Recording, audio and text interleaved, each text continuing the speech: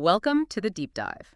Today, we're talking about something that, let's be honest, can really sting for any business owner. Negative reviews. Exactly.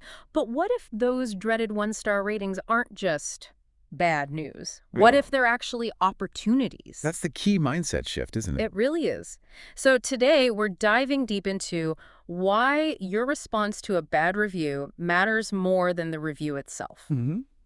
Our goal here is to give you a solid framework, a practical guide for turning those potentially damaging moments into chances to build trust, maybe even create loyal fans. It sounds counterintuitive, but it's absolutely possible. It's so easy to just, get defensive when you see criticism online. Oh, definitely. Your gut reaction is probably not the best one. Right. But if you can reframe it, think of that negative review less as an attack and more like raw data. It's highlighting a gap somewhere in the customer experience. Okay. Data. So the first step is understanding why someone felt the need to post that review in the first place. Precisely. Understanding the psychology behind it is step one. So let's get into the customer's head. Why bother writing a negative review? It feels like it takes effort. It's more than just venting, right? It often is. I mean, sure, there's an emotional release, but usually it stems from something deeper, like unmet needs or broken expectations. Okay. A really big trigger is what we call perceived disrespect. If a customer feels like you dismissed them or ignored their problem or just didn't take them seriously. Ah, okay. So the review is their way of finally being heard. Exactly. It's their platform. Then there are expectation violations. This is huge. Like what was promised just wasn't delivered. Precisely. The product looked amazing online, but what arrived was, well, not that. Or the service described wasn't the service received. Oh, I've been there. That's incredibly frustrating. It really is. And then there's something called value misalignment. Value misalignment. What's that? It's when a company's actions seem to contradict its own stated values. Maybe you position yourself as super eco-friendly, but then your packaging is excessive plastic. Got it. So customers who chose you for that value feel kind of misled. Exactly. They feel a disconnect. Communication breakdowns are another big one. Just not being kept in the loop. Yeah. Lack of clear info about delays, maybe changes in service, even just unclear instructions. It all breeds frustration. And one last thing, emotional investment. Don't underestimate this. What do you mean? Well, if a customer feels a strong connection to your brand, maybe they're a longtime loyal customer, or the product is tied to something important like a wedding or a gift, Yeah, okay. then when things go wrong, the reaction is going to be much, much stronger. They're more invested. So it's really not usually a personal attack. It's more about a breakdown somewhere in that customer journey, often hitting an emotional nerve. That's a great way to put it. And writing the review isn't just one moment. There's usually a whole emotional journey involved. Oh, tell me about that. Well, it starts with the initial frustration, maybe anger. That feeling then fuels the decision to actually do something, write the review. Venting, yes, but also taking action. Then, after they post it, there's often this period of anticipation, like, will the business even see this? Will they respond? Waiting to see if they care. Exactly. And finally, how they judge your response or your lack of response that heavily shapes their view of your brand moving forward, potentially forever. Wow. Okay. Understanding that whole arc feels like a real advantage. It's not just damage control. It's about potentially changing that whole negative path. Yes. So we understand the why a bit better now. What's the game plan? How fast do we need to act when a bad review pops up? Okay, this brings us to the response timeline. And yes, there's definitely a sweet spot. A sweet spot. Yeah, phase one is the initial assessment. This needs to happen fast, ideally within, say, 1 to 2 hours of the review appearing. In 1 to 2 hours. Okay, what's involved? 2 key steps here. First, review analysis. Don't just skim it. Read it carefully. Read it a few times. Try to separate the core issues from maybe the emotional language. Got it. Facts versus feelings. Kind of. Then, crucially, check your own records. What actually happened? Talk to any staff involved. Get their side. Document everything, facts, timelines, any discrepancies you see. So you're gathering intel, basically, not just reacting. Exactly. You're investigating. Yeah. The second part of this initial phase is what I call an emotional temperature check. Emotional temperature. Like, how mad are they? Pretty much. Imagine a scale, maybe 1 to 5. 1 is mild disappointment, maybe slight annoyance. 5 is, full-blown hostility, maybe even threatening language. Okay. Gauging that intensity is so important because it tells you how to tailor the tone and approach of your response.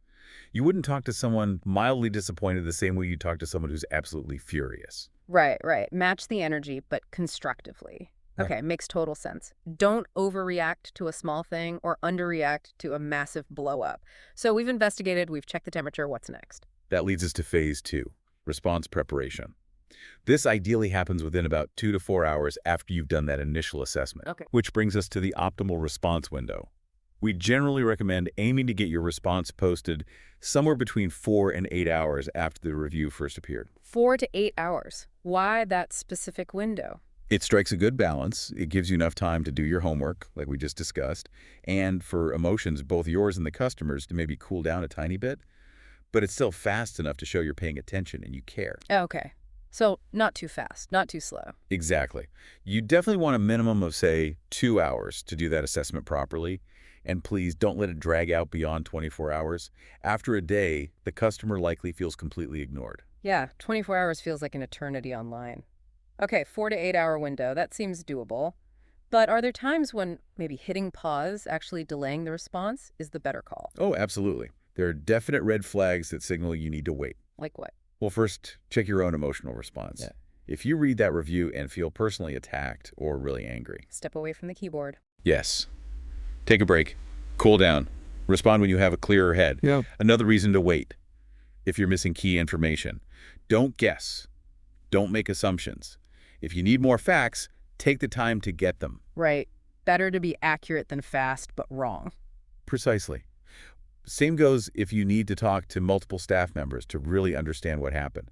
Get the full story first. Okay. And the big one. If there's any hint of potential legal issues raised in the review, Yeah. anything that sounds like it could head towards legal action. Stop. Full stop. Full stop. Do not respond until you've consulted with legal counsel. Period. Okay, that's critical advice. Better safe than sorry there. So, we've analyzed, we've checked the emotion, we've timed it right. Now, the response itself. What actually goes into an effective reply? What are the key ingredients? Right. This is where our response framework comes in. It's built on 4 key components. Component 1, the opening acknowledgement. Okay, starting off strong. You need to personalize it. Use the customer's name if it's available. Don't just say, "Dear customer." Makes sense. Then express genuine appreciation that they took the time to give feedback. Even negative feedback is valuable. Sure, it helps you improve. Exactly. And crucially, acknowledge their specific experience. Show you actually read the review. A good template could be something like, "Thank you, Name, for taking the time to share your experience. I really appreciate you providing this detailed feedback as it helps us figure out where we need to improve." Yeah, that already sounds way more human than some generic corporate speak. Okay, component 1, acknowledge. What's number 2? Component 2 is emotional validation. Emotional validation. This is where you show the customer you understand how they felt. You're not necessarily admitting fault yet, not right away, but you're validating their emotions. How do you do that without sounding defensive? Good question. You can mirror their concern. Use phrases like, "I understand how frustrating that situation must have been," or "I can definitely see why that experience was disappointing," or even, "Your concerns about mention the specific issue are completely valid." Ah, so you're connecting with their feeling first. Yes, it makes them feel heard. It lowers their defenses. You validate their feelings before you start explaining or offering solutions. That makes a lot of sense. People want to feel understood before they listen to anything else. Okay, component 3. Component 3 is fact presentation. Okay, presenting the facts. This sounds tricky. It can be. The key is to be specific, but also concise. And here's a critical point. Try not to directly contradict the customer in your first public reply. Oh, okay. So don't say, "You're wrong, here's what really happened." Exactly. That just escalates things. Instead, you can provide context using neutral language. For instance, "I've looked into the details of your visit on date. Our records show mention relevant facts briefly."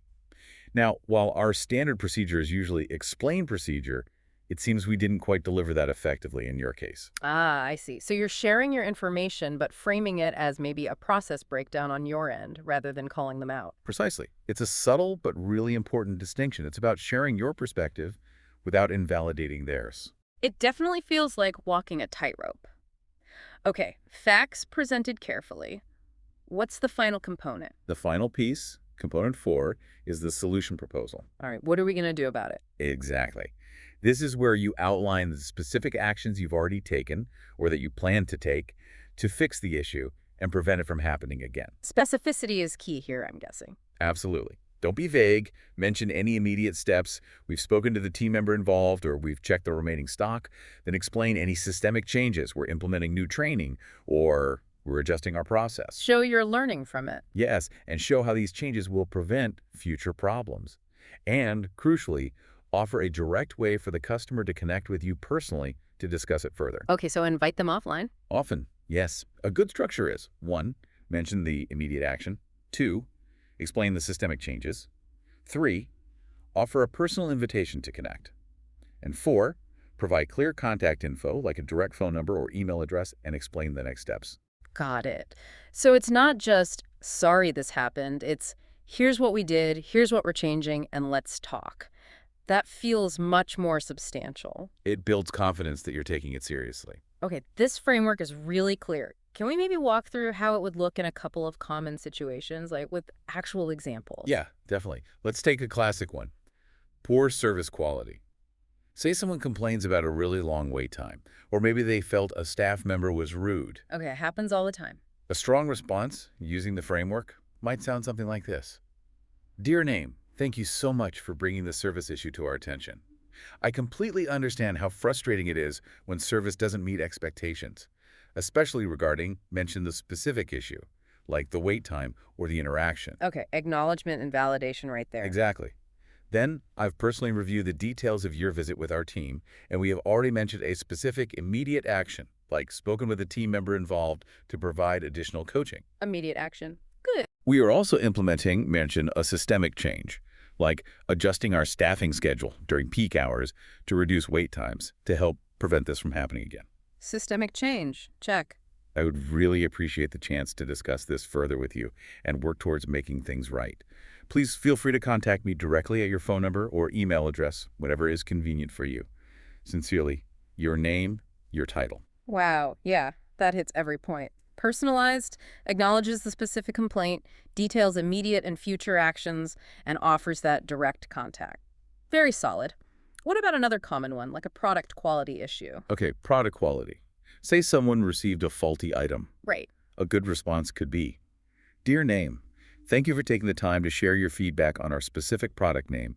We take product quality incredibly seriously, and I was very concerned to read about the issues you experienced. Acknowledgement, validation, specific product mentioned. Yep.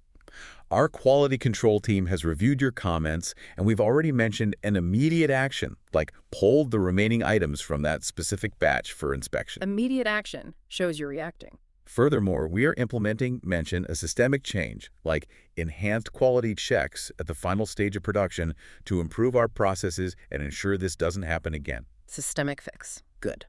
I would like to personally make sure you receive a product that meets our usual high standards. Yes. Please reach out to me directly at your phone number or email address so we can arrange a replacement for you right away and address any other concerns you might have. Best regards, your name, your title. Again, follows the framework perfectly. Specifics, action, solution, direct contact. These templates feel like really great starting points. They are. You adapt them, of course, but the structure holds. Okay, but what happens if you post this brilliant, thoughtful response? And then crickets?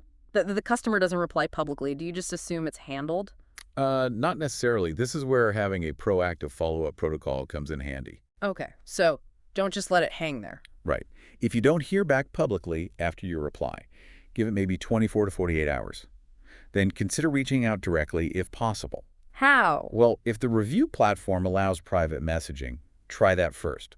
If you happen to have their email from a purchase or an account. You could try reaching out that way. You could, carefully. Reference your public reply, reiterate your offer to help. The key is to document all these outreach attempts. Keep a record. Got it. Document everything. And what if you still don't get a response after trying to reach out directly? At that point, maybe after about a week with no contact, it's probably reasonable to consider the direct engagement part closed. Sure. But you should still do a couple of things. Document that final outreach attempt date, method, update your internal records with the whole story, and maybe flag that review just to keep an eye on it. Even if they never responded. Yes, because remember, other potential customers are reading these reviews and your responses. Seeing that you made multiple genuine attempts to resolve the issue, even without a reply, still reflects positively on you. That's a really good point. The public record matters. It does, and that leads to the importance of resolution documentation for every negative review you handle. Keep detailed notes, the original review text, copies of all your responses and outreach attempts, what steps you took, any communication you did have, the final outcome, and importantly, any lessons your team learned. That sounds like it could turn into a gold mine of internal data over time. It absolutely can. It helps you spot recurring problems and make real improvements. Okay, so we're putting in all this effort, crafting careful responses, following up. Hmm. How do we actually know if it's working? Are there ways to measure the success of this whole framework? Oh, definitely. You absolutely should be tracking metrics to see if your approach is effective. What should we be looking at? First, look at your response time metrics. What's your average time to that first public reply? How long does it typically take to fully resolve an issue, from review to resolution? And maybe even, how quickly do customers re-engage after you respond? Faster is generally better. Okay, speed matters. What else? Resolution success metrics. What percentage of your negative reviews are you actually addressing with this framework? Of those you respond to, what percentage of reviewers actually reply back or engage with you? The engagement rate. Exactly. And even better, what percentage of those initially negative reviews get updated or improved by the customer after your interaction?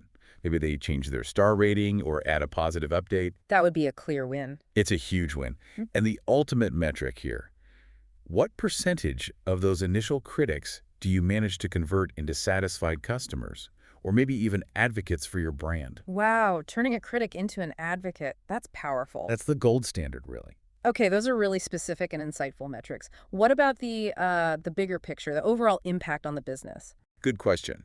For that broader impact analysis, track changes in your overall average star rating over time, especially after you implement this framework consistently. See if the needle is moving. Exactly. Also, analyze the sentiment in newer reviews. Are people starting to mention your great customer service or how well you handle issues, even if they initially had a problem? So looking for mentions of the responsiveness itself. Yes. Pay close attention to any follow-up reviews left by people who initially complained. What are they saying now? And finally, look at your customer retention rate. Are people who had a problem but got a good resolution sticking around? Or are they leaving anyway? Keeping customers even after a stumble. That says a lot. Okay, tracking these suggests if the strategy is really paying off. It gives you concrete data, not just gut feeling. This provides such a clear roadmap. So for someone listening right now thinking, okay, I need to do this, what are the very first steps? What should they do, like today or this week? Okay, immediate actions. First, start drafting those response templates for your most common types of complaints using the framework we discussed. Get the templates ready. Yes.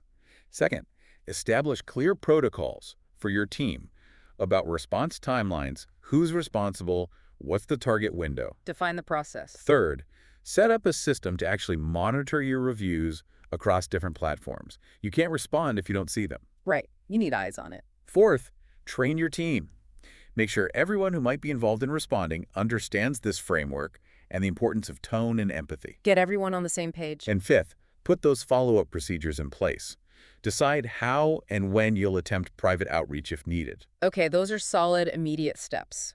What about making sure this stays effective? What are the ongoing tasks? Good point. On a weekly basis, you should be reviewing those key metrics we talked about. How are you doing on response time, resolution success? Check the dashboard. Exactly.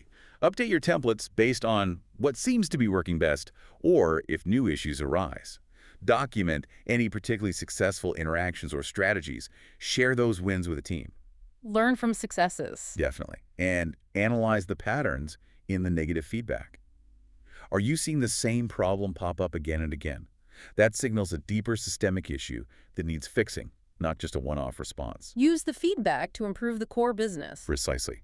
And based on all that weekly data, be ready to tweak your approach. It's an ongoing process. Okay, weekly review and refinement. What about looking even further out, maybe monthly? Monthly, you can look at some of the bigger trends. Evaluate those critic-to-advocate conversion rates. Are you successfully turning people around? The big win metric. Yeah. Update your overall protocols based on what you've learned over the month. Review your team's performance. Do they need more support or training? Assess the impact on your overall ratings. Are they trending up? And constantly look for new opportunities to improve the whole process. This whole conversation has genuinely shifted how I think about negative reviews. It's less like a threat to be squashed and more like, well, like you said, an opportunity hiding in plain sight. That's exactly it. Every single negative review, handled well, is a chance to demonstrate just how committed you are to your customers' satisfaction. Mm. And if you consistently apply this framework, you're prompt, you're professional, you're personalized, you show genuine care, and you focus on solutions, you absolutely can turn critics into loyal customers. It builds incredibly strong relationships. So the real key, the big takeaway, is that it's the response, the thoughtful, personalized, action-oriented response that often leaves the most lasting impression, more than the initial criticism itself. Couldn't have said it better myself. Well, thank you so much for breaking down this framework. It feels incredibly valuable. For all of you listening, we really encourage you to take these ideas, start implementing this framework in your own business or role, track your results, see what You happens. might be surprised. I think so too. And a final thought to leave you with: how can proactively and effectively addressing negative feedback become more than just fixing problems? How can it actually build a powerful, positive reputation for your business, fostering trust and loyalty that lasts for the long haul? Something to think about.